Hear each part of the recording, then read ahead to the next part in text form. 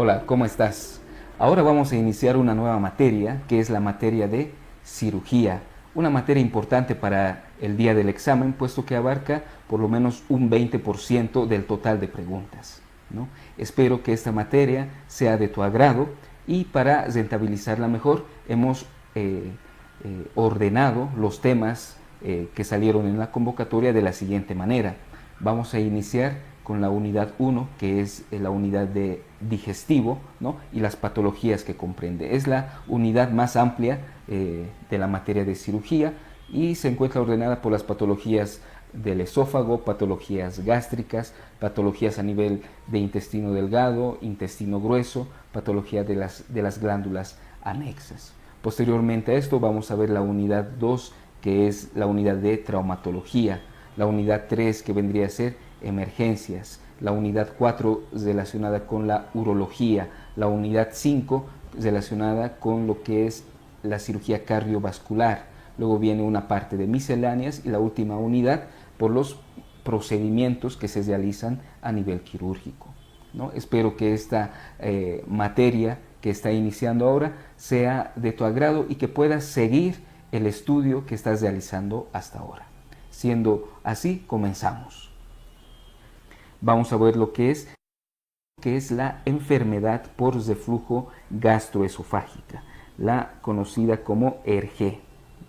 Vemos ahí una imagen donde podemos observar esa unión entre esófago y estómago. El nombre de la enfermedad nos dice que hay un reflujo que viene desde estómago, es decir, un reflujo de ácido clorhídrico que llega hasta la mucosa esofágica. ¿Cómo se definirá entonces la enfermedad por reflujo gastroesofágico? Se define como todo síntoma o dato histológico que sea causado por estos reflujos gastroesofágicos. Esa es la definición de ERG. Vale destacar que existe una esofagitis erosiva y una esofagitis no erosiva. La esofagitis erosiva es la que vemos en la imagen. Un paciente que tiene datos clínicos sugestivos de esofagitis. Les realizamos la endoscopía y en esta endoscopía se ve que hay un daño macroscópico visible de la mucosa. Eso vendría a ser la esofagitis erosiva.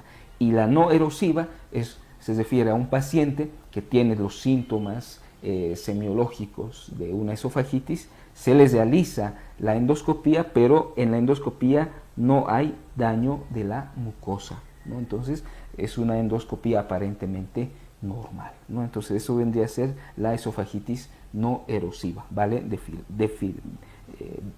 Diferenciarla de la anterior, de la erosiva.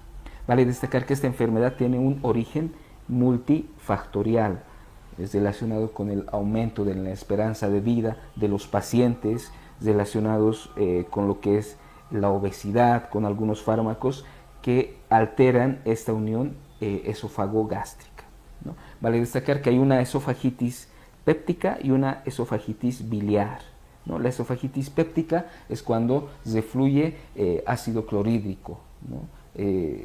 Nos haría una esofagitis tipo ácido. Y la esofagitis biliar es cuando se fluye, aparte del ácido clorhídrico, también cierta cantidad de bilis, lo que nos daría una esofagitis alcalina.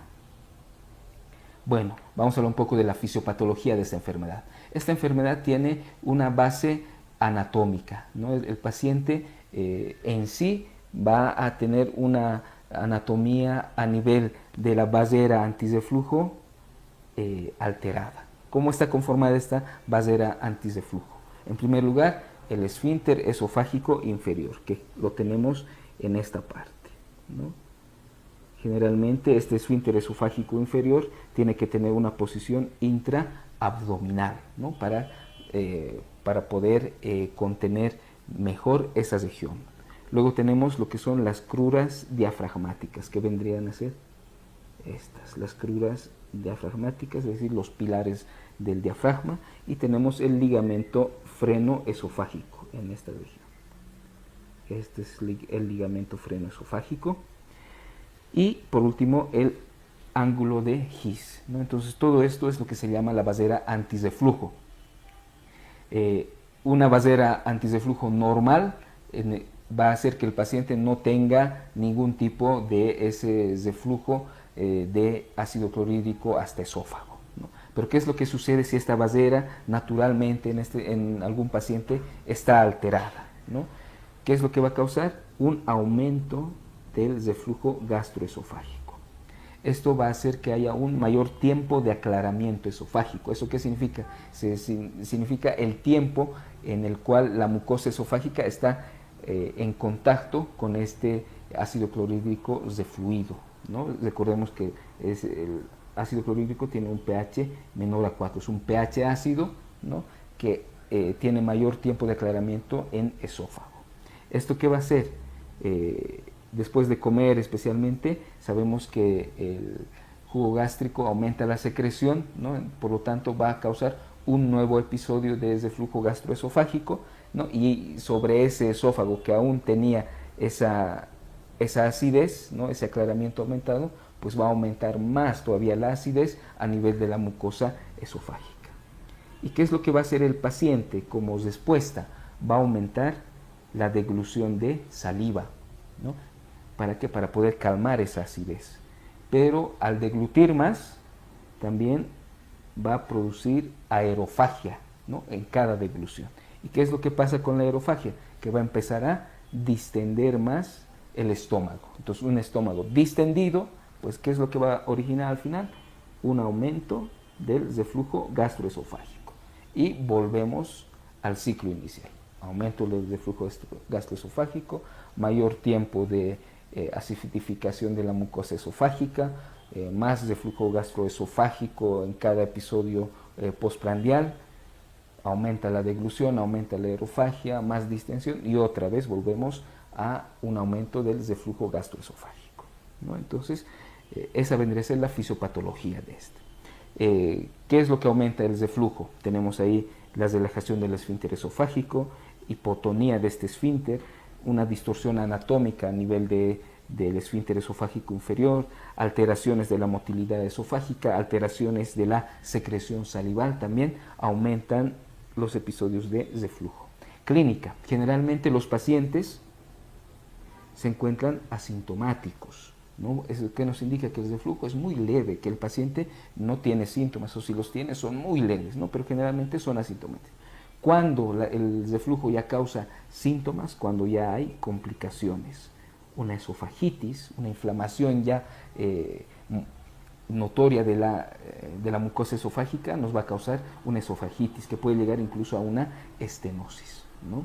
Y hay un síntoma muy relacionado con el RG, es la pirosis.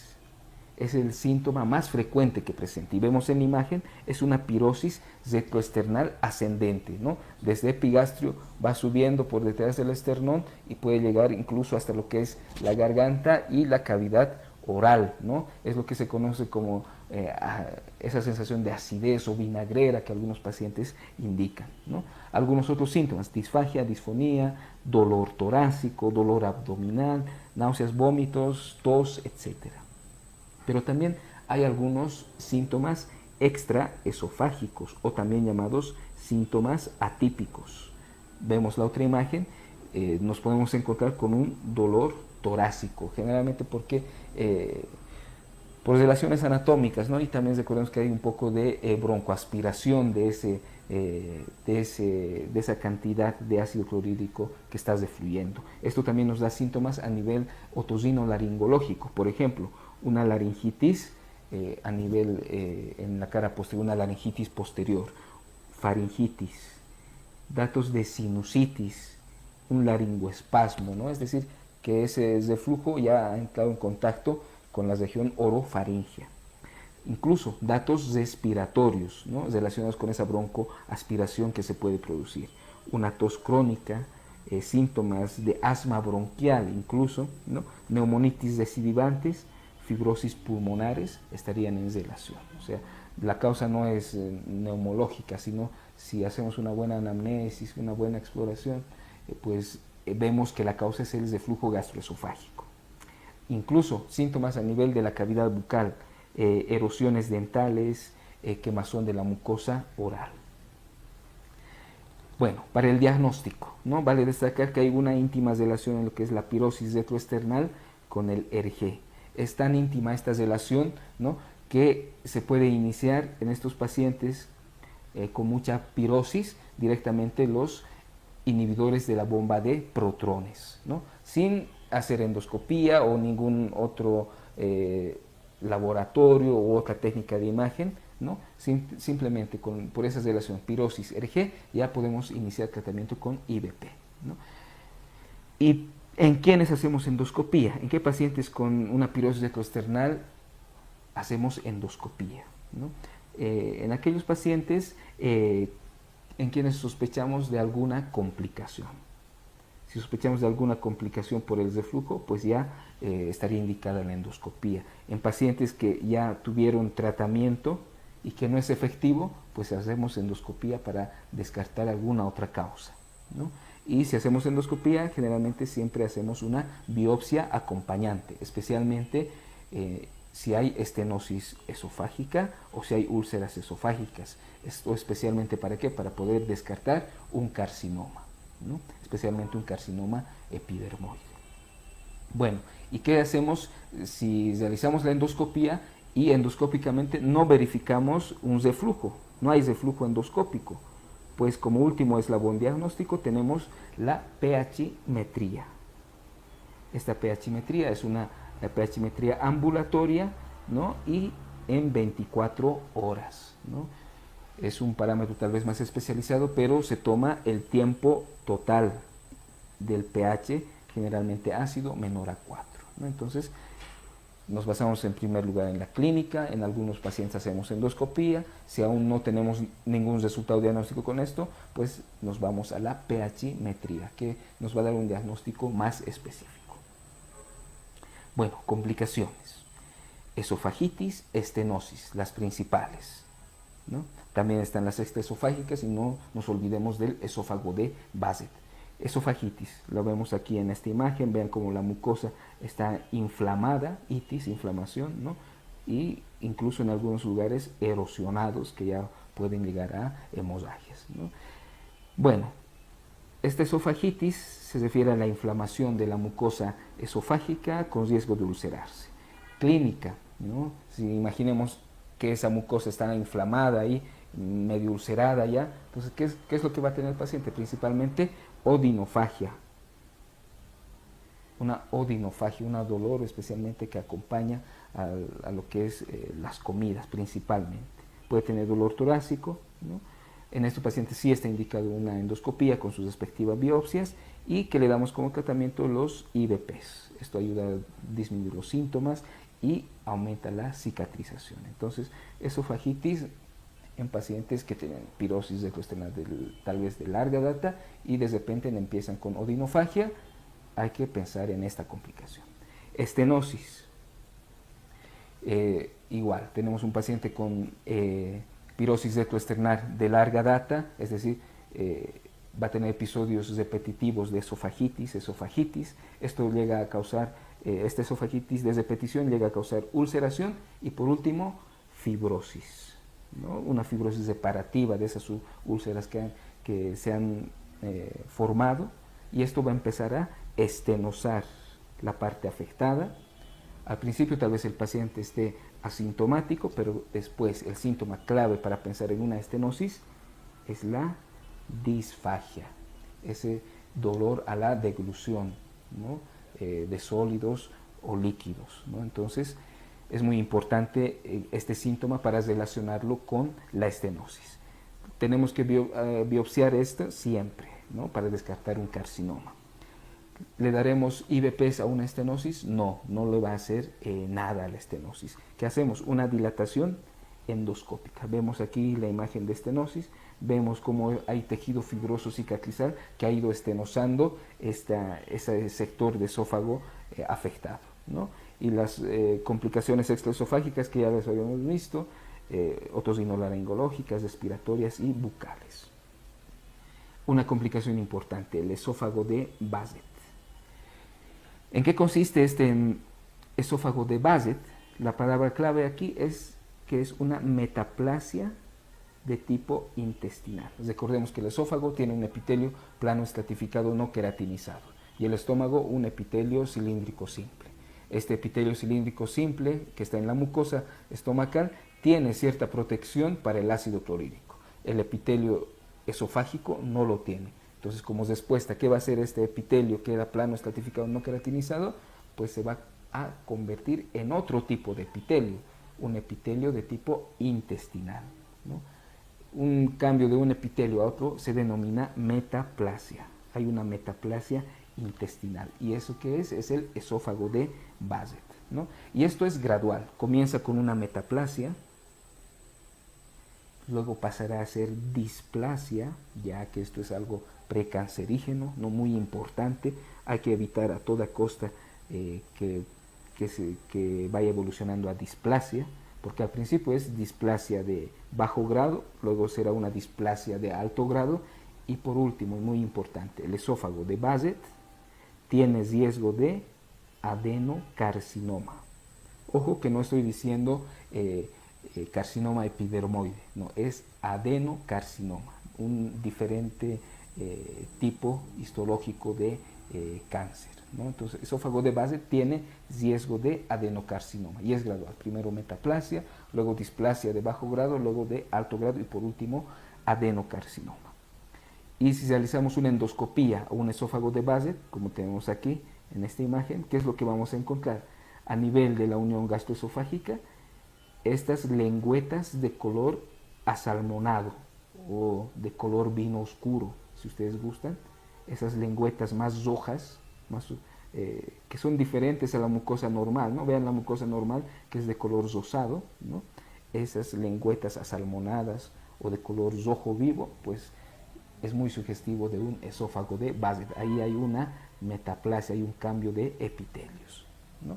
El diagnóstico, ¿cómo va a ser? El diagnóstico es histológico. ¿Quiénes lo hacen? ¿Un patólogo muy entrenado? No, dos patólogos incluso. Tienen que ver esa metaplasia, identificar ese cambio, ¿no? A una metaplasia de tipo intestinal principalmente. Por lo tanto, al hacer la endoscopía también se harán biopsias múltiples, ¿no? Si dividimos en 4 cuadrantes a esta imagen endoscópica, pues las biopsias se tomarán de cada cuadrante, varias biopsias en cada cuadrante, ¿no? Para poder hacer un diagnóstico efectivo, ¿no?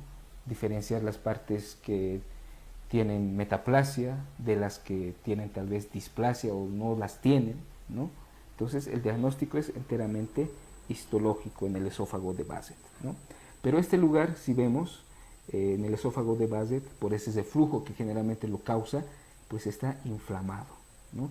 Se recomienda hacer antes de la endoscopía desinflamar ese lugar, ¿no? Lo puede hacer con IVPs, cosa que no haya inflamación, porque ¿qué es lo que pasa? A nivel vemos esta placa histológica, ¿no? La inflamación también causa cambios a nivel de los núcleos celulares, entonces puede hacer que este sector solamente tenga un epitelio inflamado con cambios nucleares y no sea displasia, pero por esa inflamación que existe, pues el patólogo lo puede interpretar como metaplasia o como incluso displasia. Entonces, por eso mismo hay que hacer un tratamiento de la esofagitis, ¿no? Antes de hacer la endoscopía. Y para el tratamiento y seguimiento vamos a observar el siguiente esquema. Bueno, tenemos aquí una endoscopía con su biopsia. Vamos a empezar. El resultado de la biopsia, ¿qué nos ha dado? Que no hay displasia, ¿no? Aquí está. Vamos a utilizar otro color. No hay displasia. Ya es una metaplasia solamente. Entonces, si se dan cuenta, la metaplasia todavía es benigna, ¿no? Porque aún no tiene displasia. ¿Qué es lo que hacemos en una metaplasia solamente? Pues le damos IVPs. Y también podemos hacer cirugía antirreflujo. Es decir, vale destacar que la cirugía antirreflujo es equitativamente igual a realizar un buen esquema de tratamiento con IVPs. Tiene la misma calidad en eficacia. Bueno, de cualquier manera hay que controlar a esta metaplasia sin displasia con endoscopía y biopsia anual, ¿no? Si no hay displasia en los controles anuales, no hay displasia, pues el seguimiento será cada 2 o 3 años, ¿no? Entonces, esto vendría a ser lo más benigno para el paciente, que solamente tiene displasia, se le puede tratar con IVPs, estrictamente claro, en sus controles no hay displasia, pues entonces le decimos nos vemos de aquí a 2 o 3 años. Pero ¿qué es lo que sucede si hay metaplasia con displasia? Ya la displasia nos tiene que alertar, ¿no? ¿Por qué? Porque hay displasias de bajo grado y displasias de alto grado. ¿Qué hacemos cuando hay una displasia de bajo grado? De igual manera, iniciamos con tratamiento IVP o cirugía antirreflujo, pero ya el seguimiento va a ser cada 6 meses y vemos cómo va evolucionando ya esta displasia de bajo grado. ¿Y qué hacemos con la displasia de alto grado? Ya esta es de mucha alarma, ¿no? Y el seguimiento tiene que ser cada 3 meses, incluso en pacientes a los que ya se les detecta una displasia de alto grado, se le puede realizar una esofagectomía, porque ya tener una displasia de alto grado es indicar que a futuro y tal vez por un corto tiempo se tenga un adenocarcinoma esofágico. Bueno, si la displasia de alto grado aún no abarca todas las capas esofágicas, se puede tratar con tratamientos ablativos como ser radiofrecuencia, terapia fotodinámica, resección endoscópica de mucosa, ¿no? Entonces, mucho ojo con las displasias de alto grado, ¿no? Incluso una esofagectomía está directamente indicada en este tipo de displasia. Entonces, más o menos vendría a ser la forma de tratar y hacer seguimiento de un esófago de Basset. Bueno, tratamiento médico. Para iniciar IVPs, que es el tratamiento, ¿no? O la cirugía antirreflujo que la mencionaba anteriormente, ¿no? Es importante establecer el diagnóstico. Es muy importante tener el diagnóstico de certeza de un